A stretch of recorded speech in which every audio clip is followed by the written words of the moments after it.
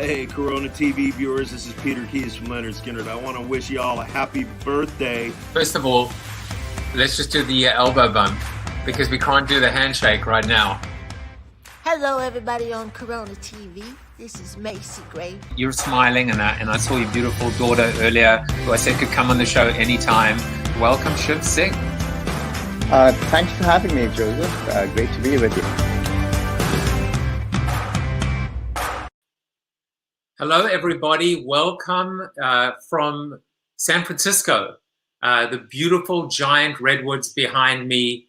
I was somehow able to get out and get into that teleportation pod, and I didn't become the brundlefly, although I look like the brundlefly at the moment. But yeah, I'm in beautiful San Francisco. I mean, look how it's magnificent. It's so good to be outside. It's healthy. It's invigorating. Yesterday, I had a near-death experience with my bleachatini or my lysolatini. For those of you that watched yesterday, what an amazing interview. Dr. Lana Israel, the founder of Musology, she's taken two worlds, music and education, and brought them together. And it was just amazing. You should really go back and watch yesterday's show. It was a little bit of a bonus show. I didn't think I was going to do a Sunday show, but then I did do one. And for the most part, I think what I'm going to do now is on a Sunday, I'm going to have entrepreneurs on. So if you know an entrepreneur, if you're an entrepreneur, I don't care who you are. I don't care how small you are. In fact, I prefer you to be small. I want to talk to you about your challenges, your struggles, your triumphs. During these tough times, if you've pivoted, if you've reinvented yourself, that's what Sundays are for now. I am still going to take a break on a Saturday. Give me a break, guys. Come on. I'm tired. I've created more content probably, since the world went to hell than maybe in the year leading up to it. I'm not even joking. From the time that my book came out until now, it's been great. It's been fantastic, and I've been invigorated, and I hope you've enjoyed it as well. It's just been a fun time. So welcome to the show. I am super excited to welcome Carla Johnson, and Carla will be with us soon. I'll tell you a little bit more about her and how we met, but she's awesome, and so. She's going to be talking about whatever she wants to talk about because she's that dynamic. That says next week's interviews, but of course, next week is last week is this week. It's all the same. Carla today, Cece tomorrow, then Aaron, Jason, and Tom Fishburne, the marketunist. I have no idea what I'm going to discuss with Tom, to be honest with you, but it's going to be awesome because he's awesome. So I'll think of things. Maybe you can think of questions to ask him too, right? About how we started. I mean, we're talking to a cartoonist, so that's not actually him, or maybe it is him. We'll find out. And he's just got this amazing way to capture what's going on right now in our space. He's got all the wit. He's got all the snark. We need it. We need somebody to, slap us on the wrist and tell us when we've been bad marketers, which is, for the most part, all the time. These are the interviews this week, not next week. Birthdays today, not many actually. David Frankel, Bill and Amy, John Stickway. I think I met John, was it at Coke or P&G? He was at one of the two. Maybe he was at both. I'm not really sure. Definitely P&G. And John Andrews, who I think I met when he was at Walmart. And then, of course, Lizzo. How could we forget dear Lizzo? And that's a beautiful photo of John. Everything's going well with respect to all the little gremlins that I've been having, which makes me sad because I don't like it when things go well. I like to mix it up. I like to experiment. So I've got a happy birthday greeting for you from none other than Johnny Damon. Hi there, Corona TV viewers. I'm Johnny Damon, and Jaffe Juice and their owner, Joseph Jaffe, is doing a very fantastic job on CoronaTV.show. He's making sure that people do not have to celebrate their birthday alone during this trying time. So here's something for you. Happy birthday to you. Happy birthday to you. Happy birthday from Johnny Damon. Happy birthday to you.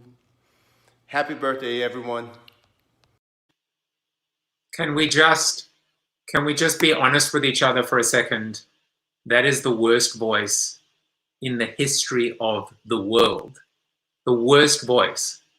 I mean, he makes tone deaf people sound like Andrea Bocelli, but that's a guy who just puts it out there, and he's not afraid for people to laugh at him. Of course, unless he actually really thought he was singing well, in which case we're definitely laughing at him. But thank you, Johnny, for sending that in. For anyone whose birthday was yesterday, today, tomorrow, whether you're a Yankees fan, a Red Sox fan, it's all good, and it's all good to have Johnny Damon. So let's talk some numbers, guys. You know, I have started to worry less about a change from one day to another. And I've just looked at trends, bigger trends, if you will. So if you look, for example, from the 17th of April to the 27th, and you look, you know, globally, 147,000 to 208,000 deaths. But in the US, from 33,000 to 54, we've definitely continued to see the US, unfortunately, leading the way. And they're milestones, right? 3 million now, 3 million worldwide affected. 208,000 deaths, coming up on 55,000 deaths in the US. But I wanted to just comment on this slightly, which is, you know, on Friday, I had the privilege of having Dr. Dean Allen.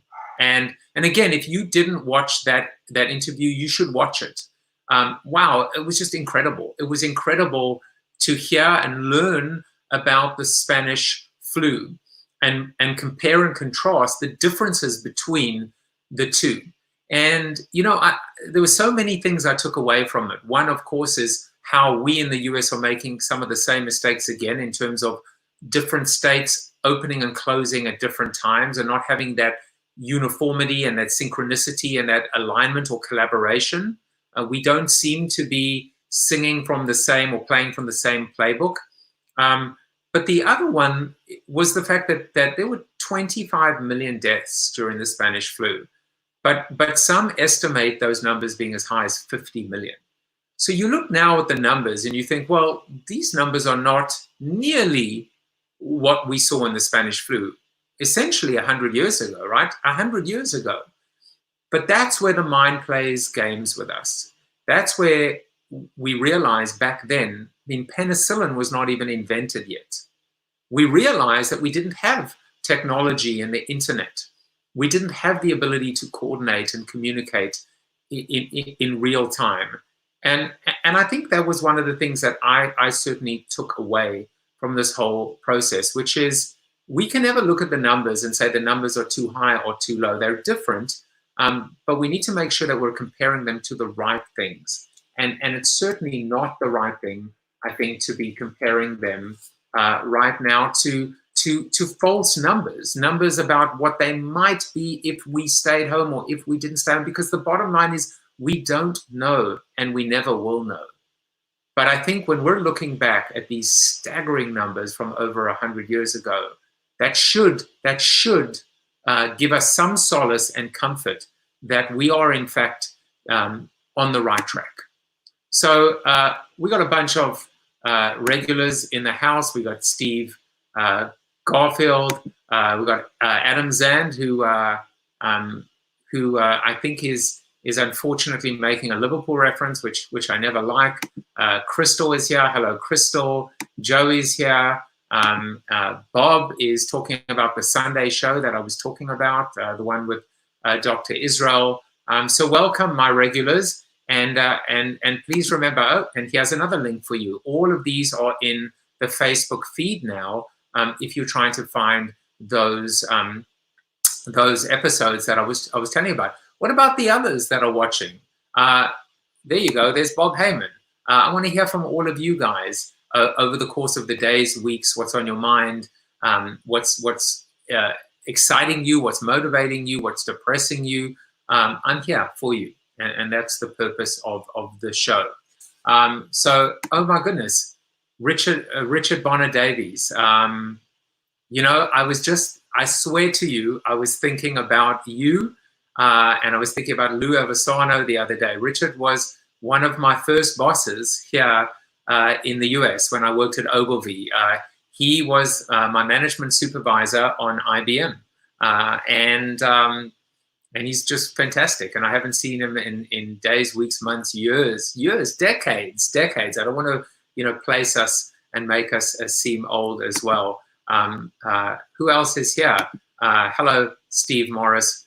Welcome as well. And Adam said he's got some good literary Zoom backgrounds for me. We'll share in Messenger. This is not a background. I'm actually outside in San Francisco. I told you. Why don't you believe me?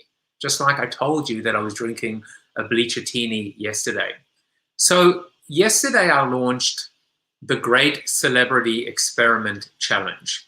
And I want to just show you my little montage, my little collage. There are 100 celebrities that I concocted out of the ether.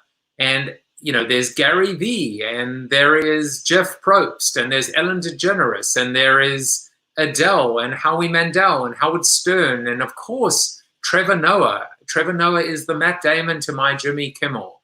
And the experiment is to see which of these 100 celebrities will come onto Corona TV first. Who's going to be the first to let down their guard? Who's going to be the first to help the little guy, the entrepreneur, you know, let down their guard, come out of their ivory tower? They've got time. They've got the opportunity right now to reach out. You know, this is join the conversation, and we're living join the conversation. When I wrote Join the Conversation in 2007, it was all about this idea of surprising and delighting ordinary people, average Joes, the man in the street, your customer, making their day, uplifting them, elevating them. And so, you know, Kevin Bacon is there. And if you believe in degrees of separation of Kevin Bacon, someone must know Kevin Bacon. So I'm curious as to which of you know anyone in this list. You can go to bit.ly/celebexp, as in CELEBEXP, Celebrity Experiment, bit.ly/celebexp. And I've got a feeling one of my viewers is going to post that link right now. Go and check them out. Actually, if you go and look at the spreadsheet, it's up for everybody to see. And I'm just going to keep updating it. Today, I sent out 100 individual tweets. And part of, if you know me and my message, it's you cannot understand technology unless you experience it for yourself. So I'm out now trying to figure out how to use Twitter, to reach 100 celebrities in one fell swoop. And guess what? After the 14th or 15th cut and paste today, I got dinged for being a bot, for being automated, for spamming. And I'm like, but I'm me, I'm real, I'm doing this. Look at me, I'll do the capture, I'll send you my cell number. And so I had to kind of wait for half an hour to then send out the next 14 or 15. And then I had to change my copy. Like, I didn't know any of this stuff before until I did it myself. But today I reached out to all of those 100 celebrities, including Barack and Michelle Obama, Bernie Sanders, all of them. And let's just see who's going to be the first. Adam said, guessing Gary Vee. Who knows? Gary Vee hasn't responded. I mean, sure, there's a prize. I'll give you a copy of my book. I'll have you on the show, Adam, if Gary Vee's the first. But someone must know someone. And I think this is the whole point. This is the point of paying it forward. This is the point of having this experiment to show for you. Because you know what? We win either way.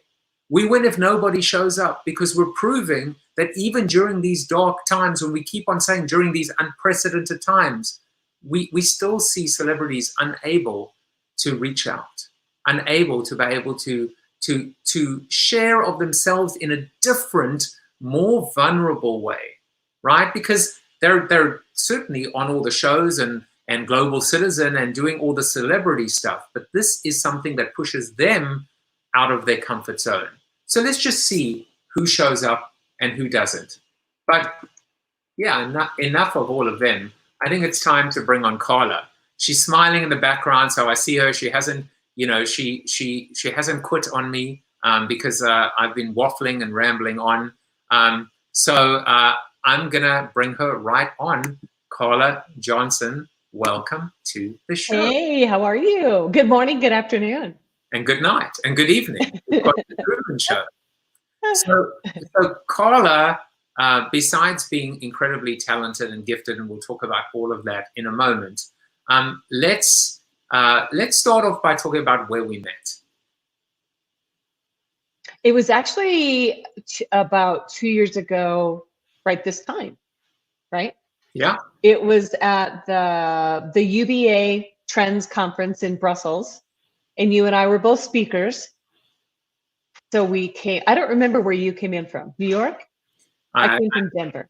I must have come in from New York. And by the way, I think that was also after, it might have been the first time I was in Belgium when I think they'd had that terrorist attack. And so in order to, you remember like getting back to the airport, you had to almost like walk half a mile because you had to be dropped right by the airport. But yeah, I forgot about that. Now you have an incredible claim to fame from that conference.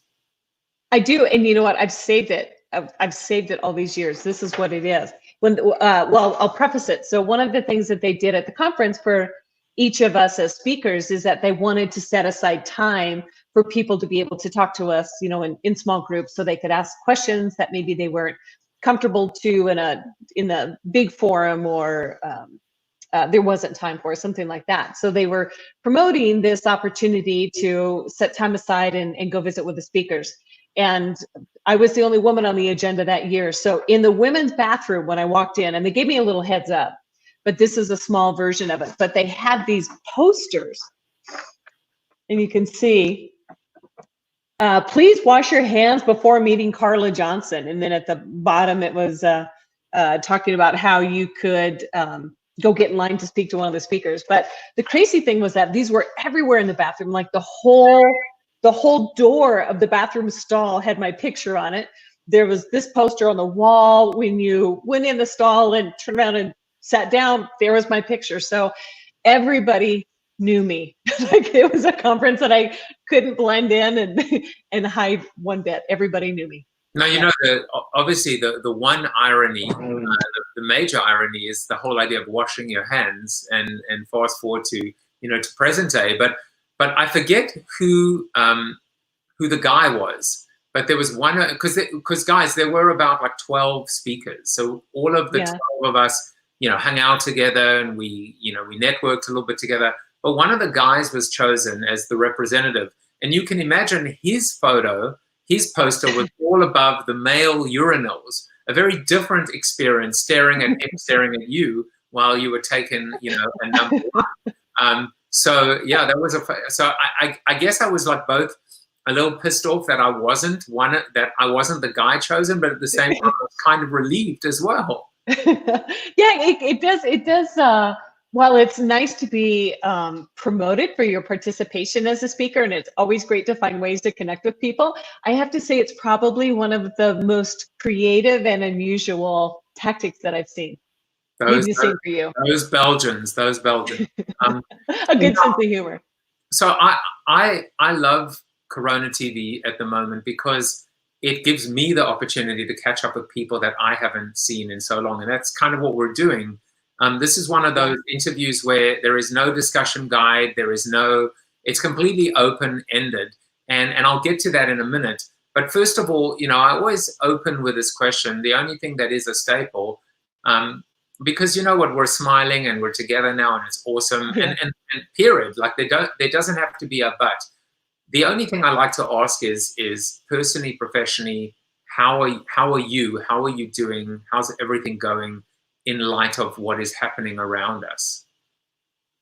You know, I'll be honest. I go through my ups and downs, and I really have to monitor how much I read the news and some of the medical advice, as we know, because it is a really serious time, and there is a lot of seriousness and negativity around it.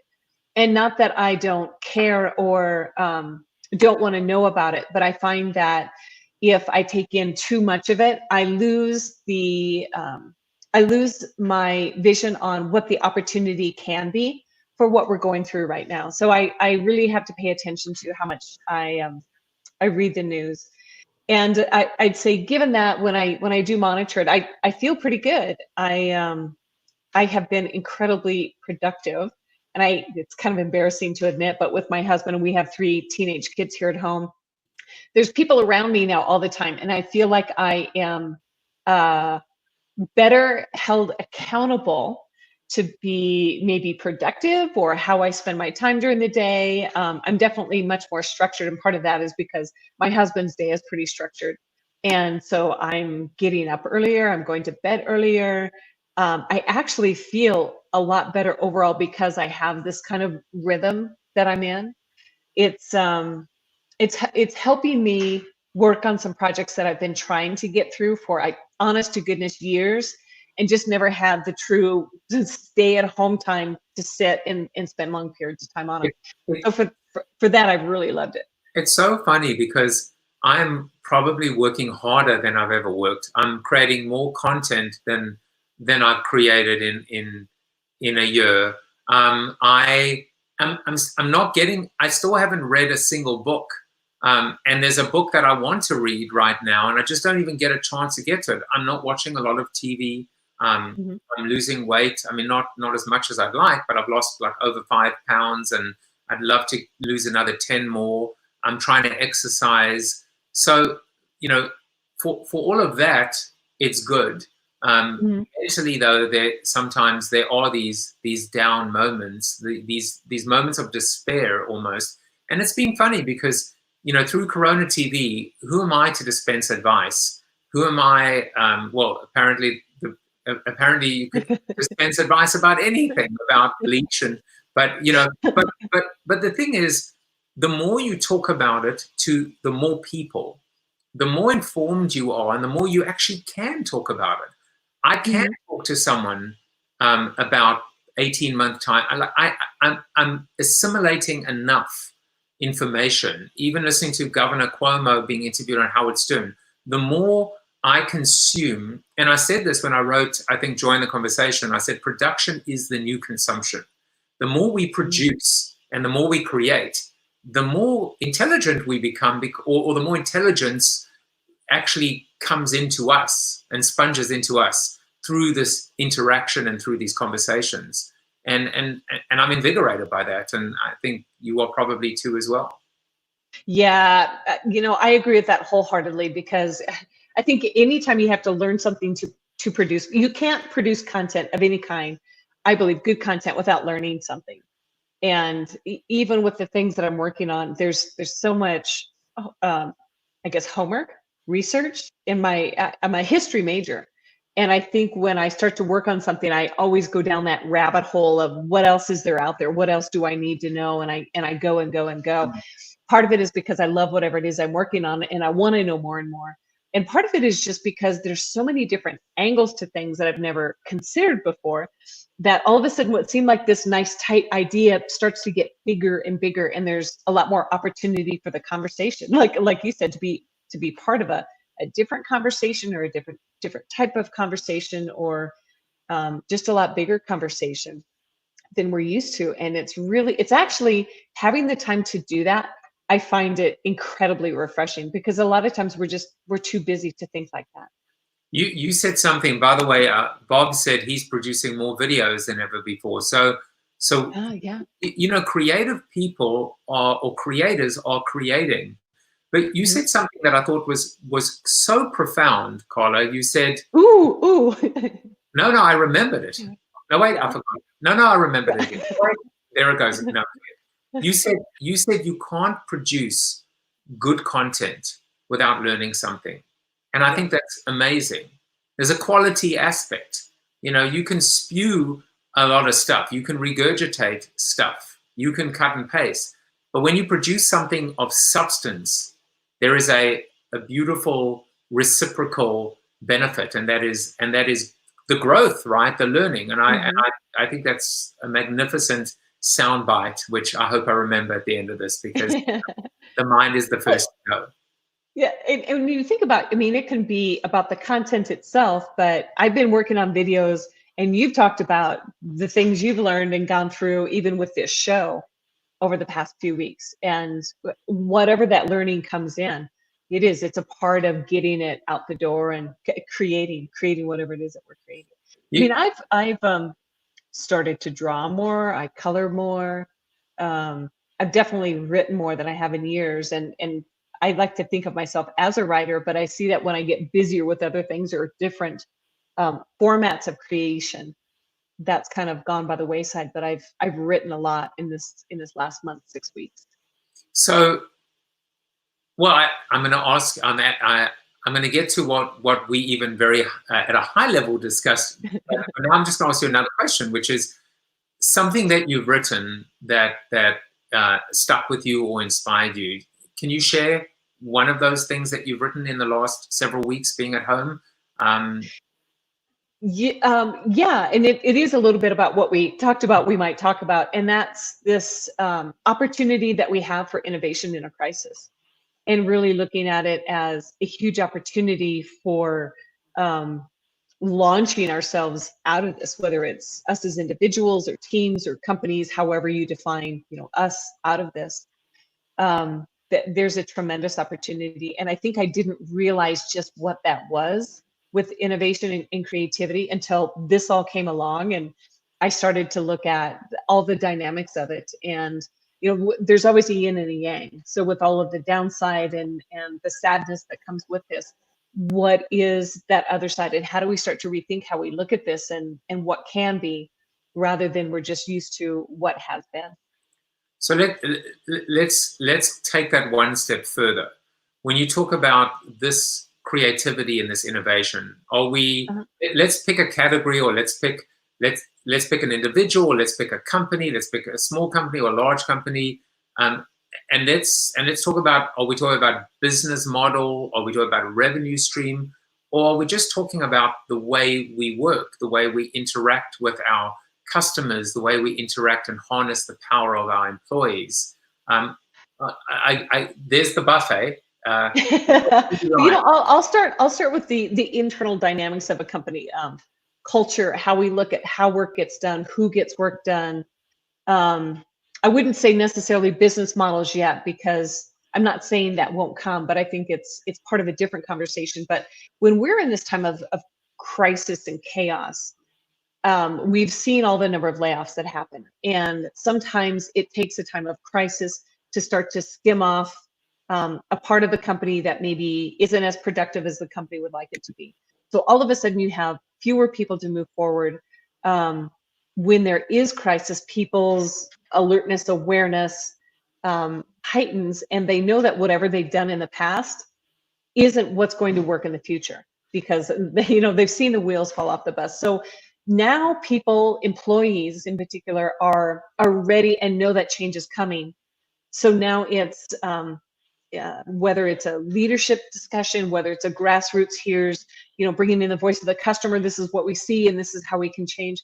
There's a lot of opportunities to rethink how we do everything internally as an organization and move things really quickly, because when we're in this crisis, most likely you aren't going to have to go through all the due diligence to get support behind an idea to do something different. You won't have to go through perhaps the same legal rigor depending on what your idea is to change something.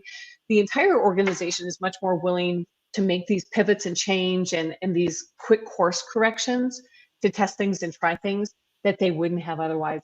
And to really understand that has been fascinating for me.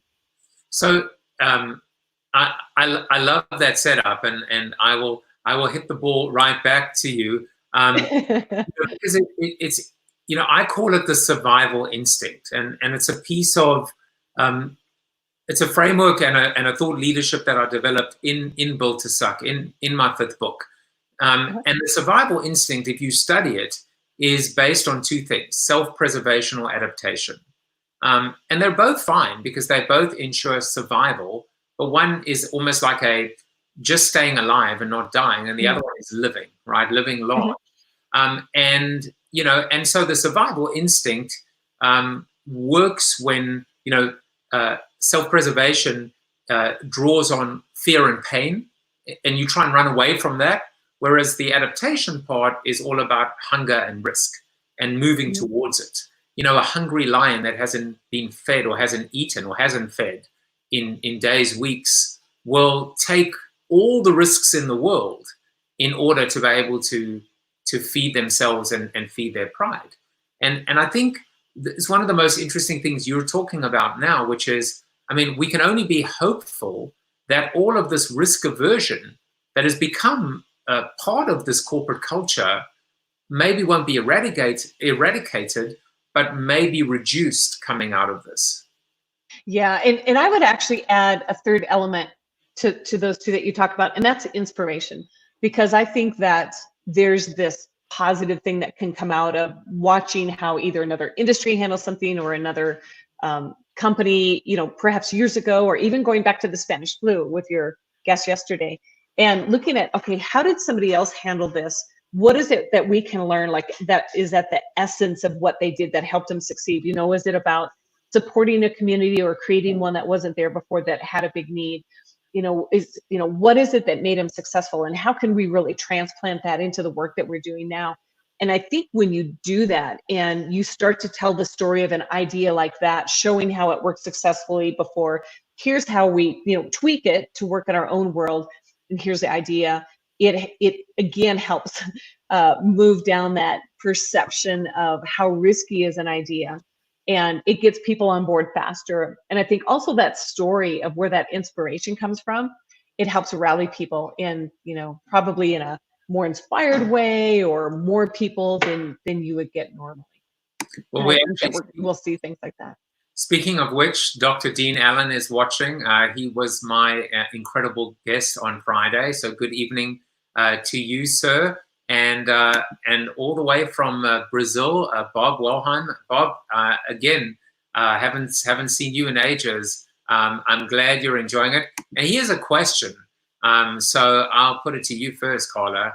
He said, what is not working with creativity in this crisis and chaos?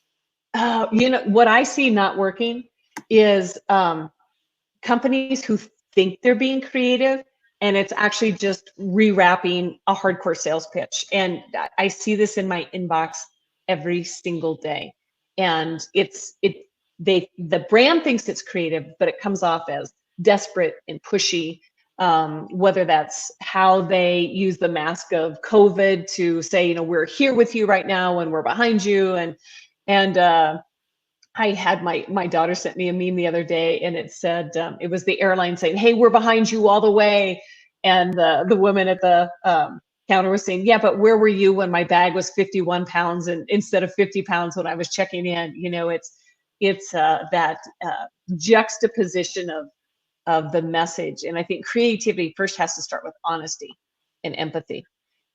You look at Busch Beer. They're giving away three months of free beer to anybody who adopts a puppy from a Midwest animal shelter. And you look at a company like Zappos, and they have customer service for anything. So those are the kind of things that I see that they're doing well, because they have that basis of empathy for their customer. They know what they're all about with business, and with innovation, it's all driven by purpose. So I think the companies that violate good creativity in these times are the ones who ignore that, who never spent the time to get those foundations right. I love what you're saying. And last night I was doing a marketing podcast, and I spoke about, the definition of creativity is productive originality.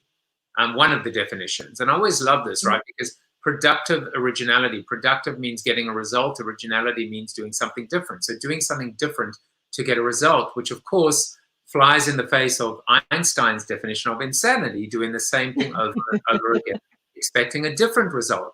But what's so interesting about this idea is you're bringing something new. You're not just saying be different, but you're bringing in that empathy, that authenticity, that honesty.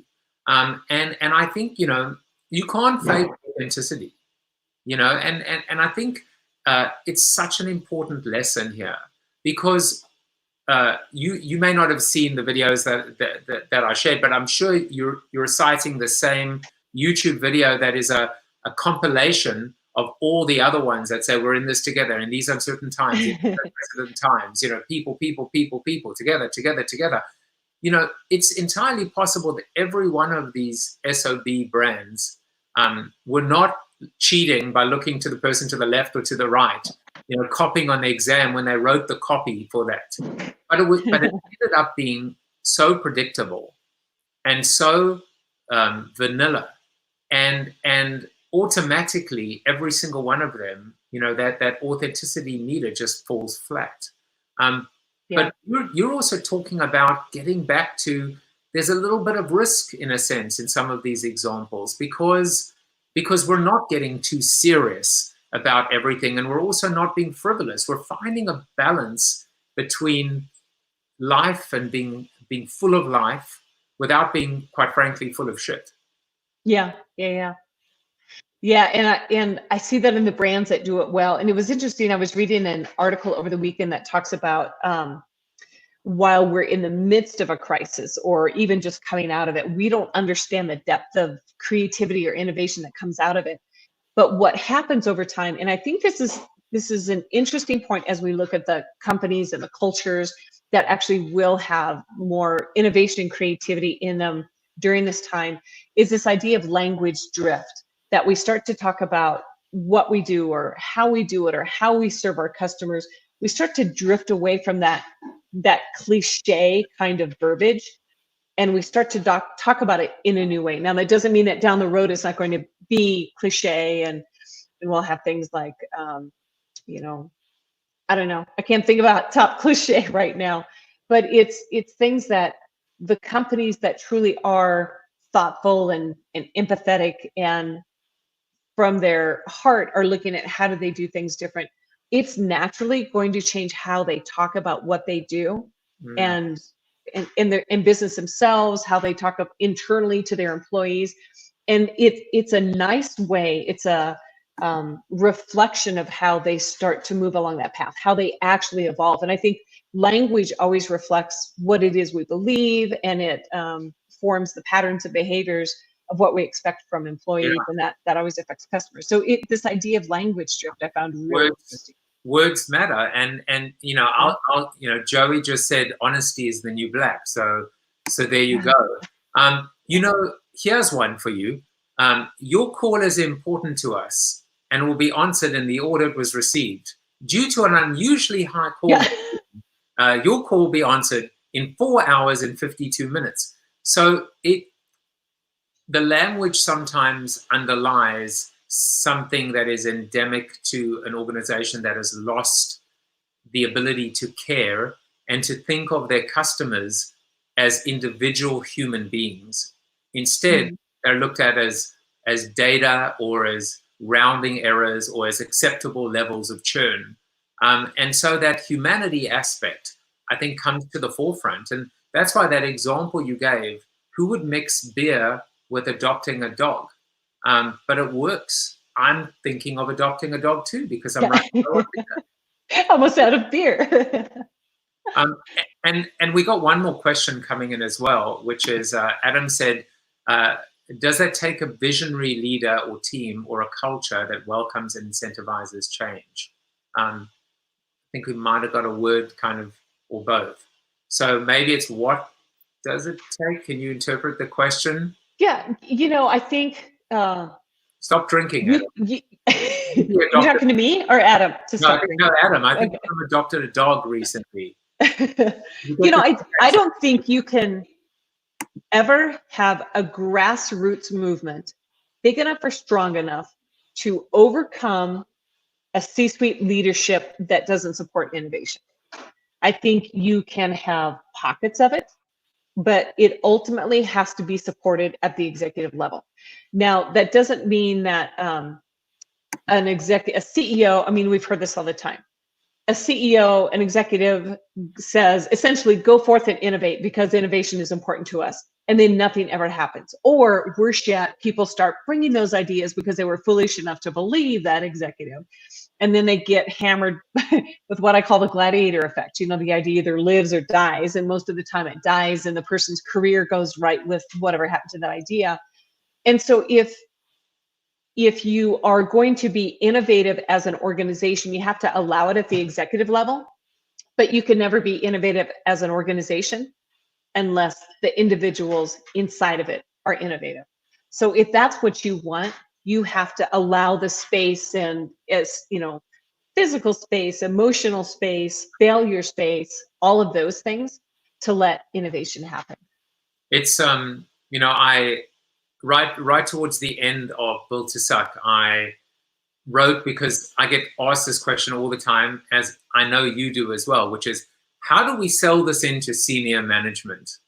And I actually came up with four. I said there are four ways to. There are four different sells that have to happen for change to be not just pervasive but long-lasting. So there's clearly from the top down. There's, you know, at the C-suite level down. But then there's also from the bottom up, in terms of grassroots, entry level, millennials, you know, the workforce, the rock face, the people, the heroes that are delivering the packages, you know, the cashiers in the supermarkets these days. Yeah. The outside in is the third. The outside in speaks to getting fresh thinking and buy-in from different constituencies, communities. And then the hardest one, in my opinion, is from the inside out. And that's often the rot of middle management, but it's in the heart. The organs of the company are the people that are in the middle, that often are forgotten or overlooked. And I think it just also speaks to what you were talking about in terms of recognizing that, you know, so the answer to your question, Adam, is it's all of the above. It's never a silver bullet or a panacea or an oversimplification. It is thinking of this truly dynamically and holistically. You said something really important, and I'm not sure if you said the word rot or if that's just what I heard in my head, but that rot of middle management, because honest to goodness, I think that's the core where a lot of this dies. And it's ego, it's ignorance, and it's also a lot about how people at this level don't know how to give feedback when somebody comes to them with a good idea. And you know, sometimes the people coming don't know how to pitch an idea, you know, and it doesn't matter how great your idea is. If it's a bad pitch, it's going to kill a great idea. But if you look at then what is it that these middle managers need to do? If the execs are expecting this high level of innovation, then what is it that this core of middle managers need to do to, one, recognize what a good idea is when they see it and not be threatened by it? And two, if it's not quite there, understand how to give feedback. And I think that makes a big difference, because there are plenty of executives who are trying to support innovation and trying to draw it up from the grassroots level, and it gets stuck. And that's why I love that phrase, the rot of middle management, because I think that is a huge hurdle. Yeah, as opposed to the rats, and the rats are the ones that are the first to flee the sinking ship. And absolutely, that might actually be closer to the question that Bob asked, which is, what is the role of the CMO in Corona times? Carla's not going to answer that straight away, but hopefully, Bob, come into the Zoom room, which we're about to enter for our post-show, our after party, our after show. We're going into the Zoom room momentarily, and it would be great. Karen, come in as well, and we'd love to hear about your experience as well. But I want to take this opportunity to thank Carla Johnson. So good to see you. I remember we went out. Do you remember we went out for a beautiful dinner? All the speakers that one night, and drinking great Belgian beer. It was extremely intellectual. I remember that. Great food, great conversation. Yeah, couldn't have been my side of it. It must have been the other side of the table. Must have been the guy whose picture was in the men's bathroom. Must have been him. clearly, because he has time to think and ponder as he stares Exactly. everybody, coming to the urinals. So if you want to hear more about Carla, and I mean, you've written 8 books, I think, or you've contributed. Actually, I'm just finishing my 10th. So tell us about the 9th, tell us about the 10th, and at the bottom of the screen, you can see how you can find out more about her. You can go to carlajohnson.co or carlajohnson.co on Instagram. Tell us about your last book, your next book, and anything else that you want to plug.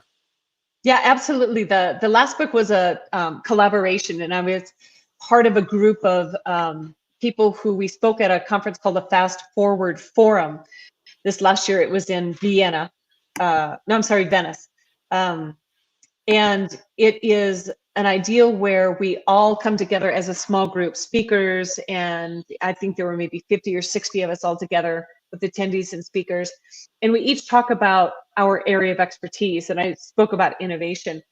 But the approach is a smaller amount of time that a speaker speaks, and then let's have some really good, thorough discussion about what it is that the topic is. So it was me, it was a doctor from London, Shafi Ahmed, it was Cindy Gallup, who talks a lot about purpose and equality. There was Moran Cerf, who is fascinated about the brain. And so that was called Fast Forward Files, Changing Perspectives. So as we look at the world and how we do business and everything, let's start to look at how we need to change perspectives for what's coming. Now, who knew this would have been such a timely topic? Because it was released in February, rolling into this time. And then the book I'm finishing up is called Rethink Innovation.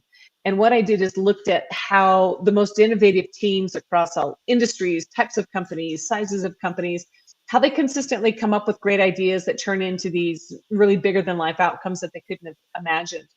And as part of that, like, what's the framework that they use to come up with these ideas? And then how does that all work within this, corporate culture, whether you're an individual trying to drive change, you're part of a team, or, you're really looking at that whole culture around innovation, because it's the other 90% of the company, outside of the traditional innovation groups or research and development, really the other 90% of a company, that population, is what makes or break innovation. Because you know what it's like to try and get something through finance or accounting to get approval for something if they're not on board with the idea, or IT to support it, or marketing to do anything with it, HR to hire people. So there's a lot more to innovation than how we've traditionally looked at it, and this is about how to rethink it.